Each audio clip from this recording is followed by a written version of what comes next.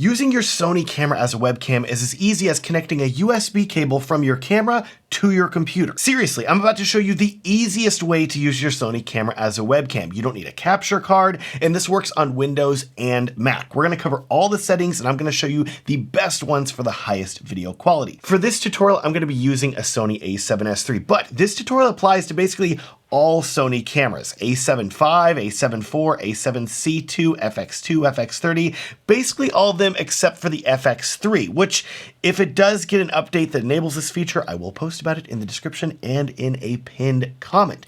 Incidentally, if you want to set up your entire a7S III, FX3, or other Sony camera with the best possible video quality, you need to check out my free settings presets for Sony cameras. You can download all of them at the links in the video description and immediately have your camera completely optimized for fast filmmaking. So go download those presets for free. Speaking of downloading things, the first thing you're going to need to do if you want to easily use your a7S III as a webcam is you are going to have to download a firmware update for your camera. Yes, you need at least firmware version 5.0. With that done, for the next step, you are going to need your camera, a computer, and a USB cable. Specifically, you're going to need a USB-C super speed 3.2 cable if you want the maximum video resolution quality.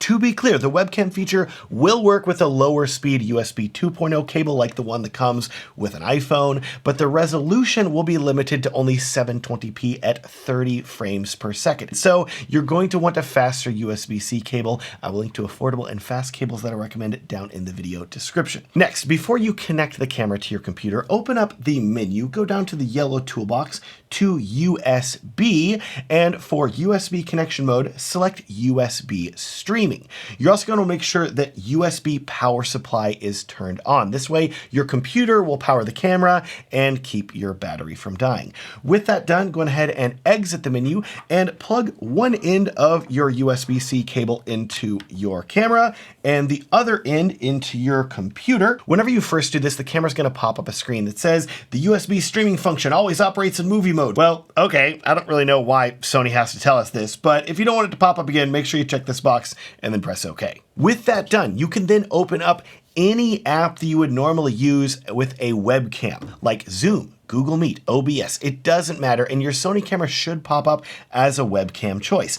Select it, and it will immediately be working. The video will appear on your computer, and the camera will say HD 1080p 30p in the top left of the screen. But hold up, because if you want the highest video quality like 4K, you have a few more settings that you're going to need to tweak. To enable 4K streaming, you may try going into the image quality / recording menu, going down to movie settings, but wait a second, it's all grayed out. You can't select any of these settings because they're invalid during USB streaming. So instead, to change the USB streaming quality, you have to go down to the green globe icon, down to streaming, USB streaming, and here is where you can change your output resolution and frame rate, all the way up from HD to 4K 2160p 30 frames per second.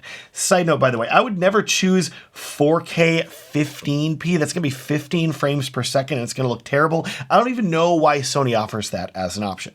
Now, with this done, notice here, there's a setting that says movie record during streaming. And this is super cool because by enabling this feature, the camera will simultaneously output a live stream while also recording a separate video to the camera's memory card. This can be really useful if you want to live stream at a lower resolution and then also record a higher resolution video file that you can upload later or give to a client, etc. I want you to notice too that whenever you enable this movie record during streaming setting, you can go back up here to image quality / recording, go to your movie settings, and then adjust multiple different settings here because they're now available for you to adjust. And you can even go in and change the record setting up to 140 megabit 422 10-bit, which can be much higher quality than what you can live stream with. Speaking of higher quality now, I have some bad news. Unfortunately, you cannot go back out to the log shooting setting menu and enable log filmmaking like recording in S-Log3 for maximum dynamic range.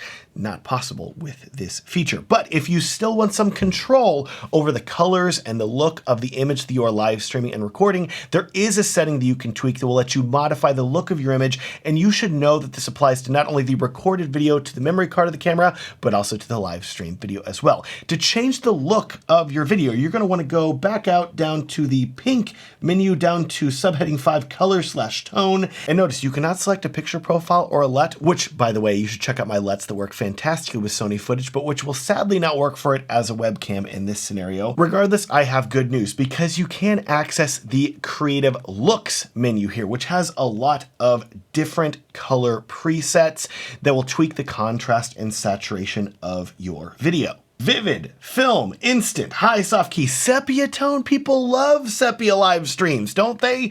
Maybe not. Let's not do that. My recommendation to you is to choose the neutral creative look option, which will be slightly less contrasty and saturated, and then press the right button on the back of the camera, which will bring up the individual settings for contrast, highlights, shadows, fade, saturation, sharpness, and clarity. You can then play around with these settings to dial in the specific look that you want for your live stream. Personally, I would set the contrast to 0, the highlights to -5, the shadows to -2, sharpness 4, and clarity 0. This is going to give you a high contrast image that looks punchy without being oversaturated or over sharpened.